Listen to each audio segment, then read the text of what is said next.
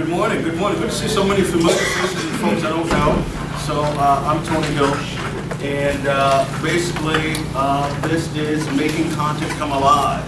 So these are, well, I'm going to talk about that. It's a little bit who I am. This is my 7th year here at the School of Social Work. Before that, I was at Smith College for 6 years as the Associate Director of Fieldwork. Before that, I was a principal in Springfield in an elementary school. Before that, I was an assistant principal at Chestnut Accelerated Middle School. And let me tell you, if you can do middle school, you can do anything. I'm really excited to be here. And we only have an hour. Really looking at some experiential activities that I do. So this is going to be an opportunity for you to see firsthand what I've found to be very successful with graduate level students and also undergraduate students, and also when I do workshop presentations, some of these activities you're going to see. So there are about 10 of them. I was talking with Dr. Logan, it's better to be over-prepared than under-prepared, so we probably won't get to all of them. However, I think you'll get a feel, and what will be interesting for you is to how can you take some of these activities and adjust them to your curriculum content. So these are some ideas that have been wildly successful for me in the School of Social Work. I just want to share these with you. Any ideas that come to mind when you see making content come alive? So this is the title. What comes to mind when you see that? Giving people a real example of something out in the world that actually exists and showing them how it's important. Yes. Okay. Anyone else? Making content come alive. Making it real for the student. Connecting it with things they know and like and are So scaffolding, building it from their prior knowledge. What I like to think of it as, when I think of this, is students are learning, but they're having fun. So I didn't do this here, but I use a lot of social media. I use a lot of spoken word. And there's one that I want to share with you. I teach a mediation and conflict resolution class. And basically, the students have to find any conflict. It could be from poetry, it could be from a music video, it could be from YouTube, 5 minutes of a conflict.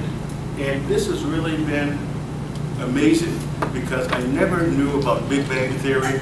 I never knew about catfish. And, so when students are watching, they bring it to the curriculum. But then they have to utilize it in forms of, okay, what's areas of diversity? Okay, what's the theoretical context? Okay, so I'll talk more about that. But in essence, when I look at this title, it's how do I make the curriculum content come alive? As you mentioned, make it relevant. Make it, so these activities I'm going to share with you are things that students will say, these things that they do all the time, but now really connected to the curriculum. So students are able to reflect, they're learning, gaining new skills and insight, student focused. So I'm learning from the students. So it's not me being the sage on the stage, but they're also teaching me things that I don't know and relating it to the curriculum. Some carefully crafted experiences. They ask questions, apply creativity, use their problem skills, and take responsibility for their own learning. So this is very important because I say, listen, these are the chapters, and I say this as graduate students, I'm asking for you to know more when you leave than when you first came in. So I'm asking for you to take responsibility for your learning. I'm asking for you to do the reading. I'm going to make the readings doable and manageable, but I'm asking for you to do that. But also, and I say, don't do anything for me. You have interest. I want you to sort of build on your interest. And it's been very helpful for the students and very productive. Students are engaged in emotional, intellectual, physical, social, and spiritual level. So I'm going to share some of the comments. I also brought some student work or student responses. So I'll be able to share several activities, and I want to share with you some of the feedback from students, and it's very powerful. Using the information so it's not this issue of ivory tower, but real world application. So that's our hope for today. Students given the opportunity to explore their own values, come away with enhanced and broadened perspective and a set of tools. So again, students are having fun while learning academic content. Active participants in their learning. And I just want, this is very intimidating. So I do workshops, but also to do workshops for your peers, you know, is very intimidating. So I don't view myself as a teaching expert. You know, there's nothing new under the sun. So these are things I've gleaned, I've enhanced. There's books I've read years ago, but I said, okay, how can I make this really come alive? This elephant, significance of the elephant. Dealing with the elephant in the room. You know, so I'm going to talk about that and really give an opportunity to deal with issues of race, deal with issues of oppression in ways that people don't want to talk about. But finding ways to be innovative and creative for people to really go there in a safe place where people can really explore their innermost feelings about some very tough, taboo subjects. So again, I don't consider myself as an expert. I see myself here as just sharing some exercises. There's an exercise I shared with you. I'm going to share with you called a 3-2-1. It's something I've learned years ago, and I sort of adapted it. And one of my students at the graduate level said to me, "Oh, I've done this before." So I believe there's nothing new under the sun. Some of these you may have seen, may have done. I'm just going to share with you what resonated well with students at the graduate level, undergrad level, and also when I conduct workshops. So here, this is very ambitious. You know, I also teach. So Springfield College here, there's a traditional program, but there's a weekend program. And the weekend program it starts at 9 and it ends at 3:40. So I have enough stuff to cover for 2 hours, 3 hours. I can go, you know. So I want to contain it. But in my ambitious nature, these are some of the things that I wanted to share with you. So there are about 10 of them here. And I definitely want to get to spend some time with this dealing with race and the elephant in the room, because I think that will apply to all levels. But here's some activities that I want to share with you as well that I found very productive. So these experiences that I'm teaching you, whether they be in a theory course, intro theory course, there's a leadership course that I teach, there's a mediation conflict resolution course, there's a school social work course. So I sort of melded all these activities. Some of them I use in a variety of courses. Okay? So first is the 3-2-1 feedback. So 3-2-1, students really like the idea of having opportunity to provide feedback to the instructor. I give this to students. So it looks like this. I tell them no names are needed. So they don't put their names on them. And I can't find it right now.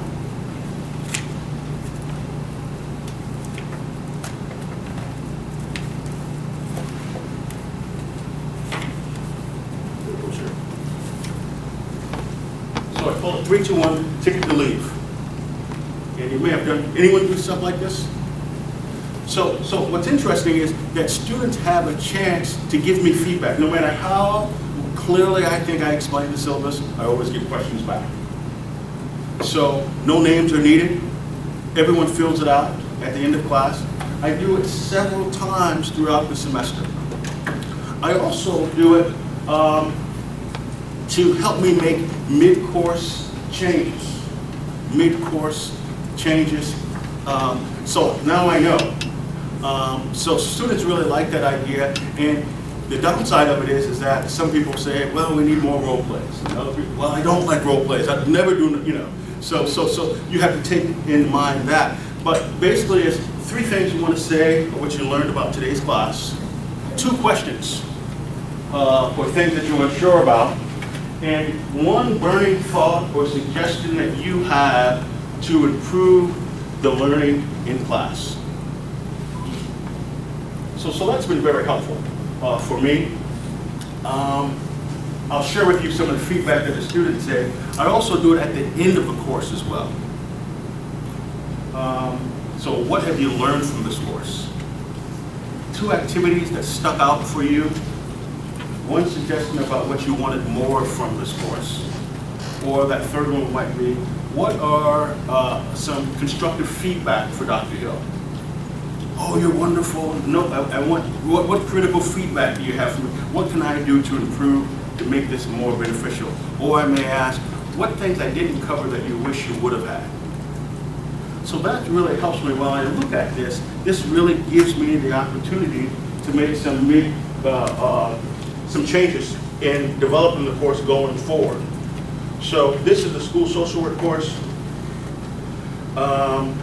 So someone said, the question they had, what's the difference between a social worker and a guidance counselor? How do you build rapport with children? The question they had, things they learned. I learned about the diverse perspective of others in the class. I appreciated the syllabus layout. The video clips were very helpful. How do you work with coworkers that have different views in education? How do you balance being a social worker and addressing teachers' concerns in the class? One suggestion, or to improve their learning, I will review my exams early and plan my time accordingly for the sake of my sanity. So it gives the students the opportunity to provide feedback, to find out, again, where are they? A good barometer of where they are, no matter how well you thought you taught this syllabus or explained things, students will get, and you'll see it multiple times. Say, man, I gotta do a better job on that. So that's just the first one I want to share with you. The next one is the rock activity, and this is fun. So what I tell folks, I pass out these rocks. Anyone do this before, the rock activity? So the rock activity, I do this in several classes, so I'm gonna start with you. Take a rock. Now listen, you can have the rock. These rocks, I just picked up some rocks from the Dollar Tree, they're $1. So you can get some nice rocks. And basically what I do is I have them take a rock, and they want to keep the, some people, they graduate from the program and I say, Dr. Hill, I still have my rock. But with this rock, what I'm asking for them to do, several things. One is I use it for the theory class, and I talk about, these are the students who first come into the program, and they're learning how do you use yourself to work with others. So we talk about the importance of observation. So with observation, there's more than one way to look at things. So they have this rock, and I use it for the mediation class, I use it for the leadership class. And basically with this rock, I say, I want you to pick a rock, your choice, and I want you to tell me the attributes of the rock and how does it relate to conflict. Or the school social work class, tell me about this rock, the attributes of this rock and how it relates to children. And it's interesting because people look at me like I have two heads. They say, Dr. Hill, you were going fine until you talked about this rock. So it's interesting because people look at me like, I think this man, how did he become a professor? I think he totally lost it. And so it's interesting, but I always have people who get it. So I say, can someone give me an idea? And someone would say, hey, this rock is small and it has some rough edges, but if you look at it from another side, it's very smooth. And some people might present very rough, but once you get to know them, you'll see that they have another side to them. So it's like, wow. And then some people, and I don't have everyone share it, but what's interesting is, I believe that this has been very helpful, and this is something that students find very helpful. I talked to also about leadership as well. So I'll give you some ideas what folks have said. This is from the leadership class. Solid, strong, small, equal to all others. My rock is clear, wants to go unnoticed, has chips, taking away from it, damage. Small, but when alone, might feel insignificant. The lack of color might show vulnerability. This is a group class. My rock is bumpy around the edges as a group member that shows that not everyone is perfect and no one is exactly the same. My rock is smooth. As a facilitator, you want to make sure that you are helping the group members heal and want that healing process to be as smooth as possible. Let's see what else. Small but impactful, not the same as any other. hard but have a soft interior. Unique, strong, and perfect, smooth. This is interesting. Through all the paths the rock has been through, everything has made it stronger, just like a leader. My rock is also smaller than the others, which relates to its leadership because it shows no matter your shape, color, size, you can be a leader. No matter this rock's shape, size, color, it is still a rock. It is unique, just like every leader is unique, has their own way of doing things. When in the semester do you do this activity? I've done it a variety of times. I have a lot, so I've done it at the end of the course. I've done it towards the middle of the course to talk about children. So I can do it basically beginning, but I just adjust it. Why did you ask that question? You know, to some extent, I mean, because I see it as also an assessment tool as well. Okay. So that's why I was asking, if it is you're connecting it to, you know, particular course concepts and when. Yeah. I mean, you're also having to think outside of the box with creativity and some other things, but Yeah. I also see it like in the same way it can also be an assessment to see how it is they are interpreting and understanding the particular content. Like, Wow, that's pretty good. I'll add that to the list, thank you.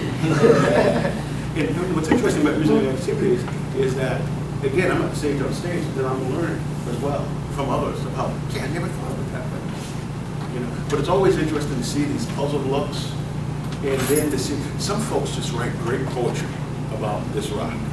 And they look at me and they always make fun. I say, Miguel was looking at me, I had two heads, you know. Now, look what Miguel was able to write about the attributes of the stone and how it relates to being a school social worker. Have you been judgmental? What are the personal biases that may cause blind spots?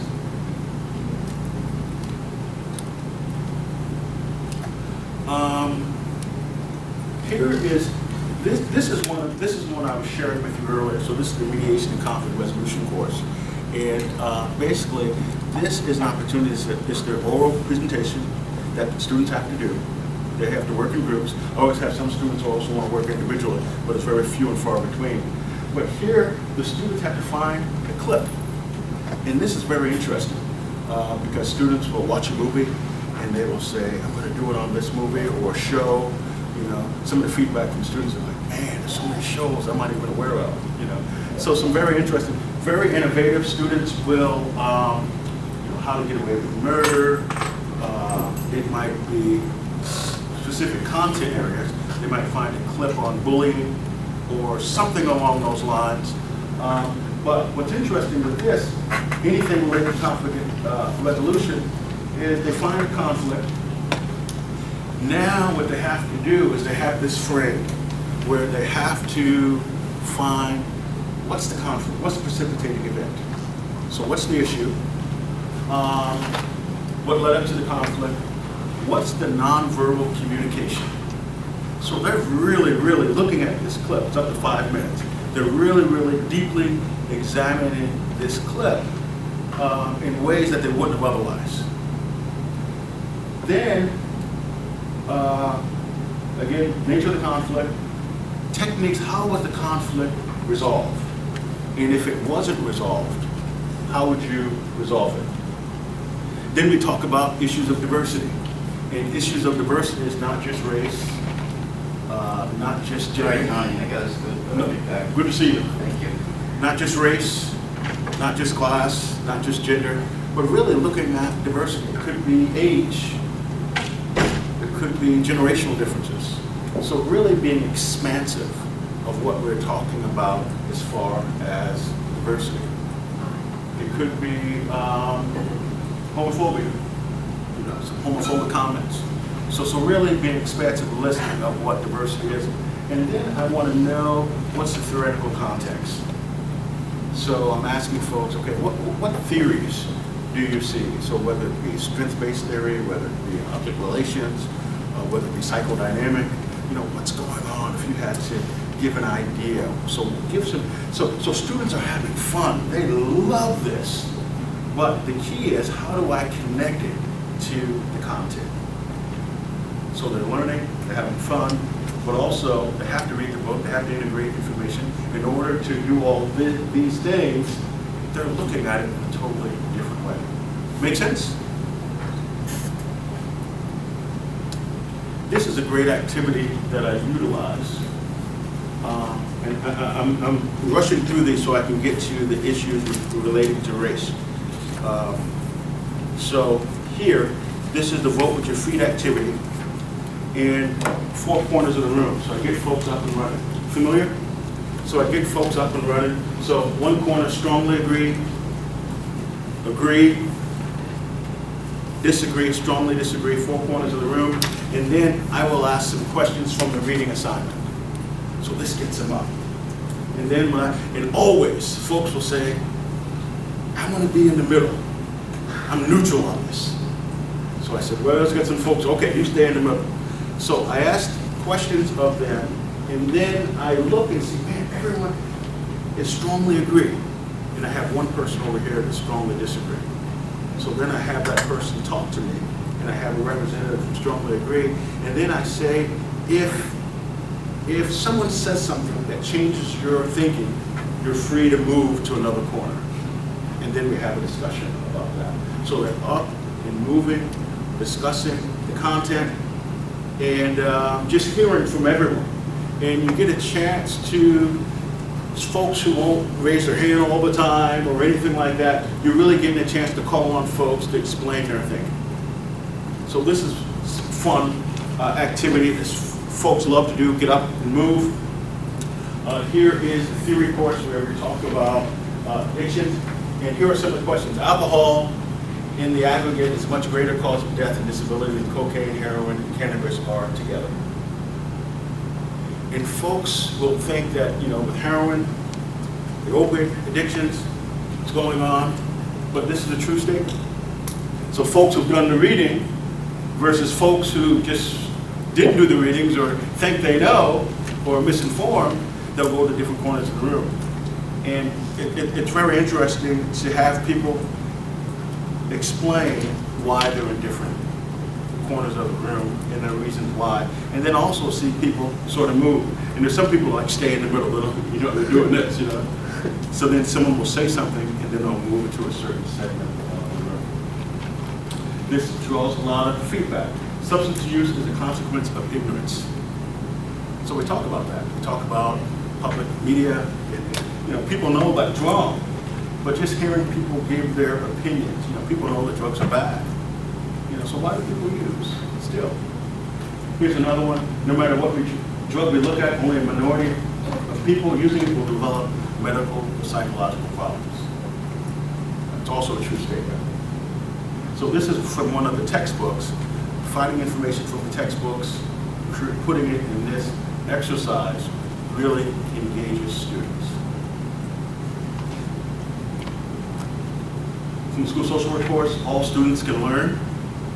Some people may have problems with that. So what do you mean? And then I'll further and say all students should go to college. I say, well, not all students are able to go to college. And then I say, well, who makes the choice? So we have to equip all students, so that they're prepared that college is an option. Students with behavior problems should be in general education classes. Students with behavior problems should be in substantially separate classrooms. Some great debate, some great insight, great feedback from students based on their personal experiences, based on their thinking, but also to see a shift in the room. I want to pause here. Any comments? Any thoughts? I think you were wrong. You are the expert. For those who don't know, this is my agent here. I know him very well. My good friend. I have a question. Yes. So with this particular, Say it again. with this particular activity, Yes. I was going Yes. different places, but you're getting their opinion. Yes. Do you then bring it back to, like, everyone has opinions, Yes. but they're not Yes. experts, Right. like Right. they don't know the research and all Right. and all of Right. those particular things. Do you bring it back to that? Absolutely. Okay, So I give them the answer. okay, You know, I tell them there's no right or wrong answer, so they're not penalized for this. yeah, But then I tell them what the research says. But in many times, the students will point out. The students will say, what I read was, okay. you know, so yes, I give. So then I- you are seeing who's really reading and who's Well- really just talking. Yes, yes. And the ones, they, basically it's talking to the choir because I'm dealing with, when I did this, when I was an adjunct at Westfield State, it was very interesting because I'm in a bubble when I'm in school social work. But when I did an adjunct at Westfield State, there were folks from business, there were folks from accounting, there were folks from psychology, there were folks from a variety of disciplines other than social work. So folks sort of, it sort of affirmed to me what my biases were, So, but what was interesting is that yes, I do give them the information. So it's just not a free for all, and folks are walking away with misinformation walking out. Thank you.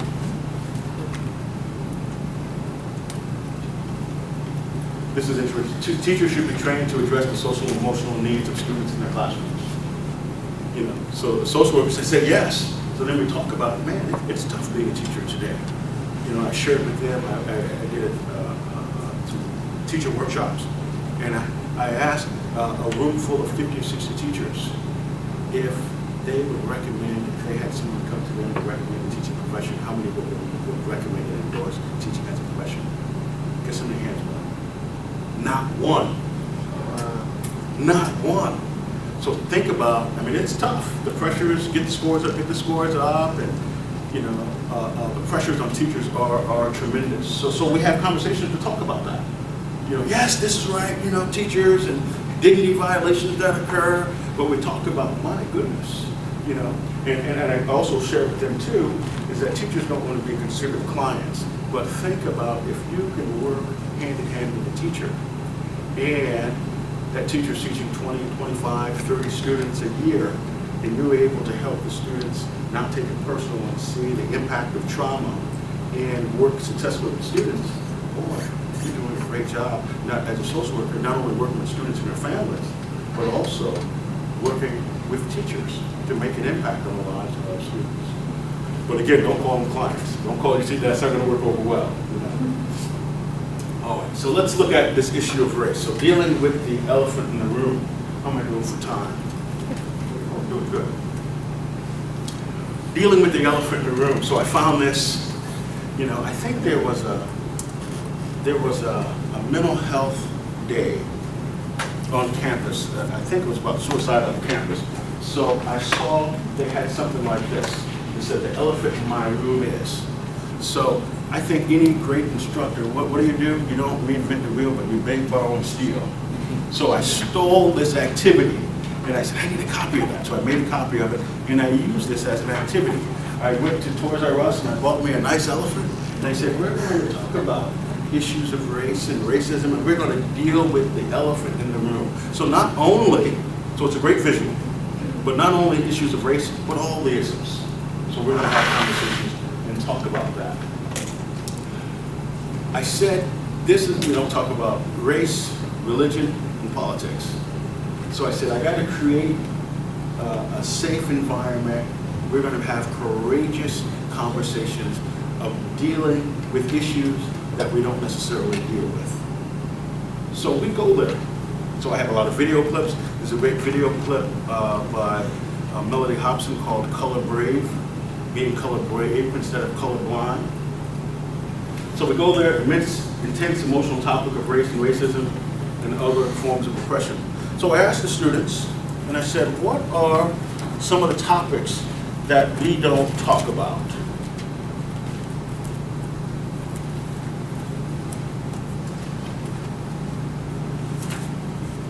And it was very telling what they said. Let me see if I can gather all my materials here.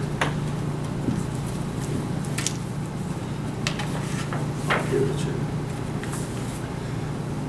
Politics, religion, race, gender, division of government funds, money, class, ability to access education, talk about death, sexual orientation, mental health, immigration status, gun violence.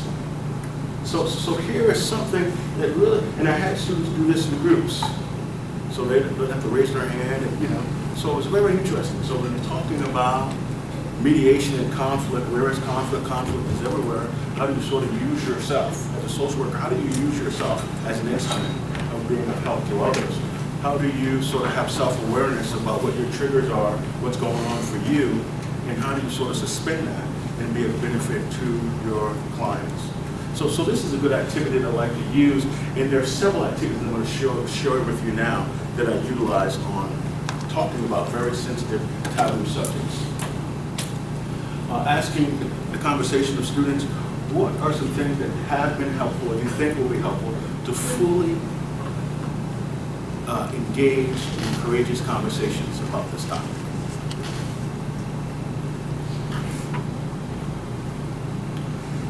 There's a t-shirt that says, I see color. Let's talk about that. What do you mean, I see color? So you know, some people say, well, I'm colorblind. You know, I believe, I'm saying, hey, are you really colorblind? I'm an African-American male. Do you not see that I'm African-American male? You know, so I get it. I treat people based on who they are, not by the color of their skin. But by you denying me my culture, that's offensive. That's something very silent, something very meaningful for me. So we're able to have these conversations. We're able to have these very courageous conversations. And again, that TED Talk really talks about the importance of diversity, getting diverse viewpoints by Melody Hobson, being color brave instead of colorblind. So that's several years old. This is very interesting. I love this exercise. So I'm going to read it to you.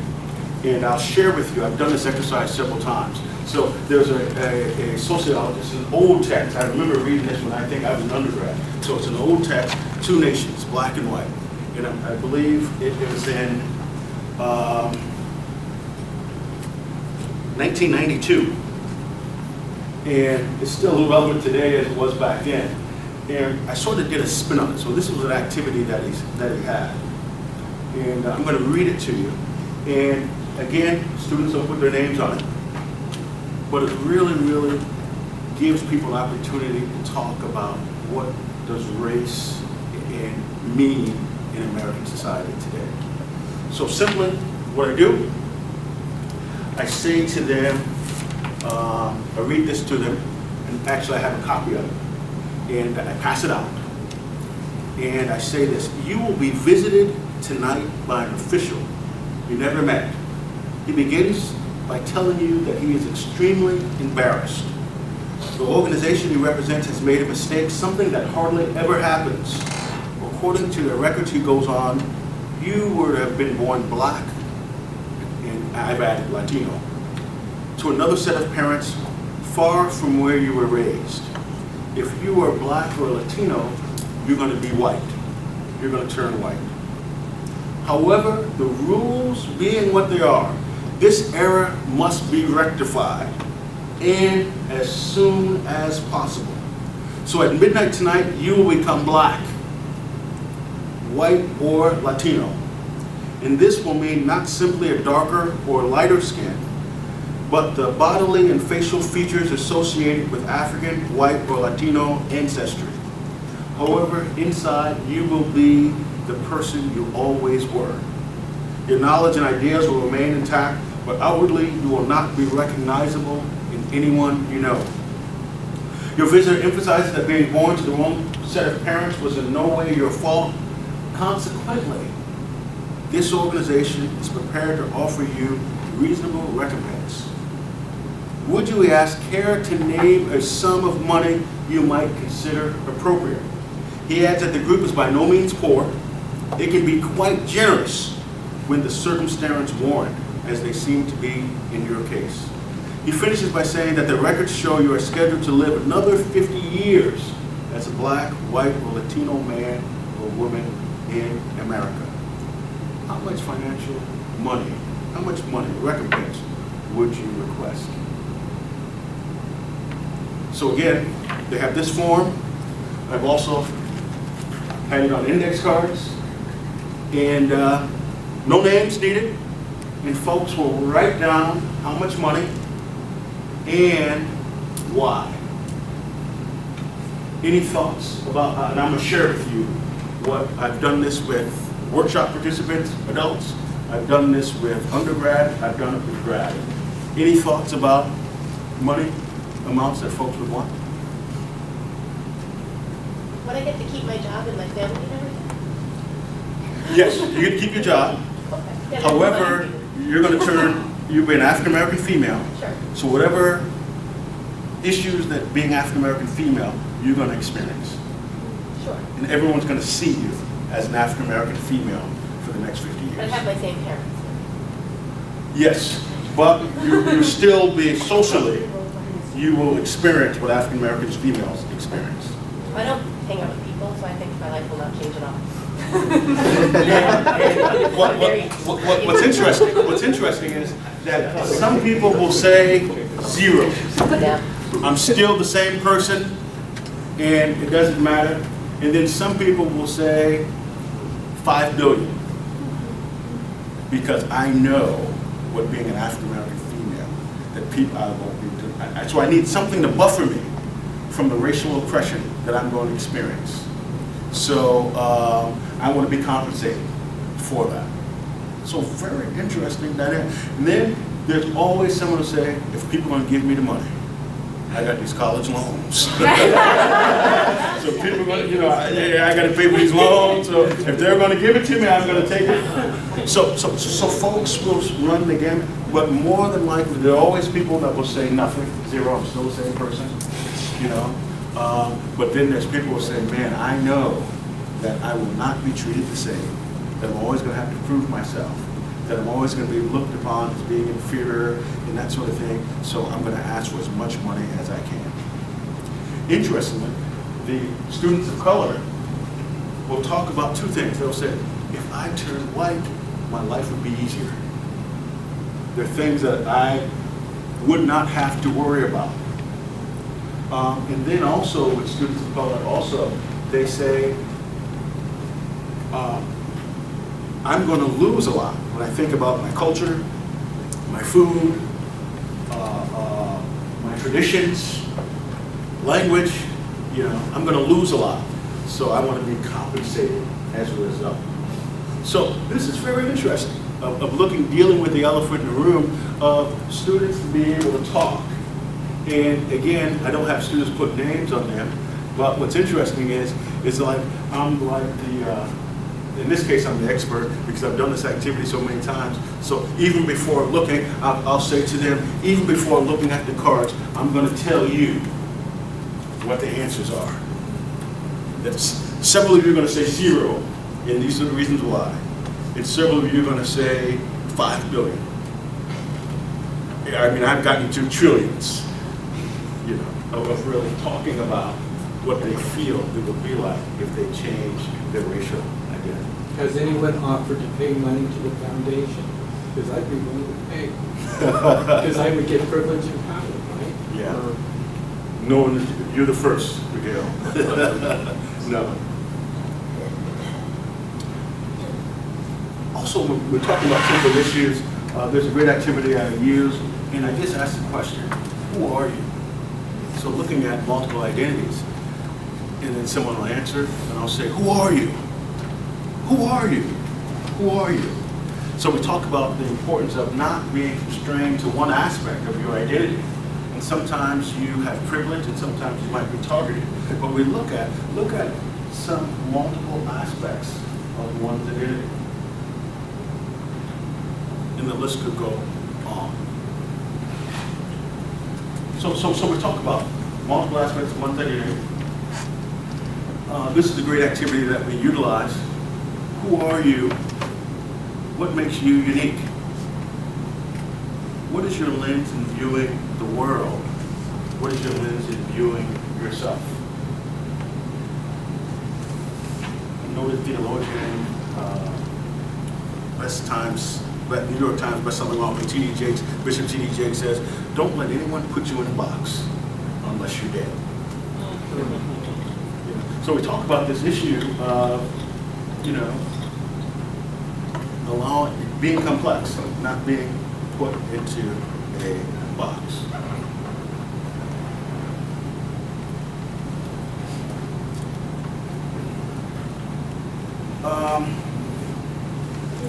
We'll leave some time for question and answer.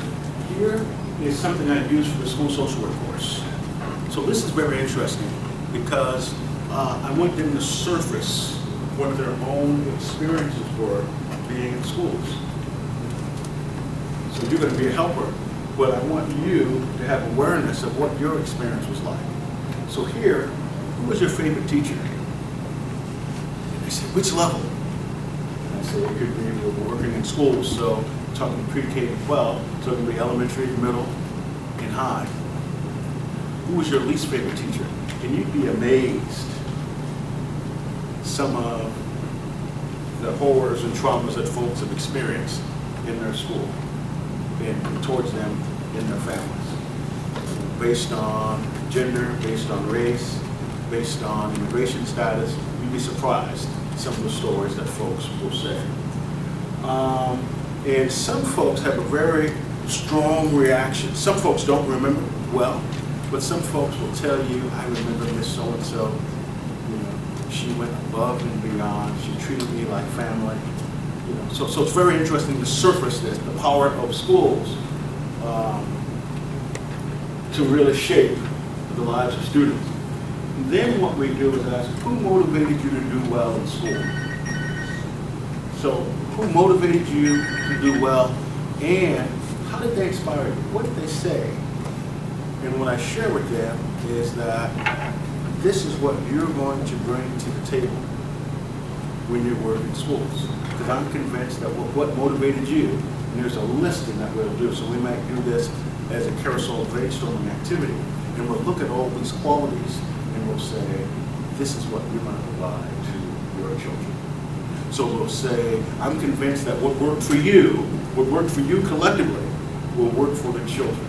I heard the superintendent say, listen, the parents aren't keeping the good ones at home. This is what they have. These kids, I can't wait for a vacation. I said, listen, you can have a vacation. You know, you don't have to have a job. You know, so we got to do the best. I think the true salt of any educator is, how do you want your own children educated? Instead of saying, those kids, you know, what do you want for your own daughter, granddaughter, niece, nephew? And that's the energy, that's the passion, that's the commitment you bring to the children right in front of you. Who motivated you to do well? How did they inspire you? What were your favorite memories of school experience? So folks talk about the parties, talk about the prom, talk about the field trips, you know, talk about field day, you know, really talk about, and I think in our quest in the standards-based movement is that we've taken the life out of schools. So really getting the arts back in, and extracurricular activities, I mean, that's a firm motivator. Really having a conversation and talk about, listen, not everyone's going to throw the ball, but the importance of art, the importance of poetry, the importance of spoken word, the importance of journaling is very important. But really talking to my school social workers about what are you going to do to make fun, to make school a protective factor where folks want to go to school instead of hating school. And we'll also talk about the importance of building relationships. What were your most difficult experiences difficult times during your school experience, and what would have been helpful for you? We also asked them to discuss, so this is just an abbreviated version, but there's a longer version with several more questions. We also asked them, who were the social workers, and who did they see? And what's interesting is, I don't know if they had any social workers back then, or counselors, or the counselors only dealt with. So it's very interesting to surface this information. Just want to pause. Is this information helpful? Is there ways that you can make connections to your curriculum content? Does anyone want to say anything? I have a question. Yes. You talked about creating safety Yes. Early on in the classroom. Yes. What are some effective ways, specifically, how you've done that? You Well, found effective? Well, again, I was just talking to a colleague today, so they were talking about, we have, usually social work is very left and liberal, but also we have someone who supports Trump, and very adamant about their views about that. So basically, if talking with the class is saying, and a faculty member had to be very careful in how her own views were being expressed. So what's interesting is we talk about confidentiality. We talk about being mindful of what you share. And we say we want to have what's said in the room stays in the room, but also there is some responsibilities on the person who's sharing as well of not disclosing too much information, because there are limits to what we can, so that's the aim. So we talk about that. We talk about helping students to share their experiences from either their work experience or their own personal experiences. So we welcome back, but at the same time being mindful of oversharing. We talk about the importance of, again, what's said here stays here, but there are limits to that. So I hope that makes sense. I also, as I shared with you, we want you to be responsible for your own learning as well. So those are some of the things that we talk about. Final thoughts, I've learned that people will forget what you said, people forget what you did, but people will never forget how you made them feel, Dr. Maya Angelou. So thank you. Thank you very much.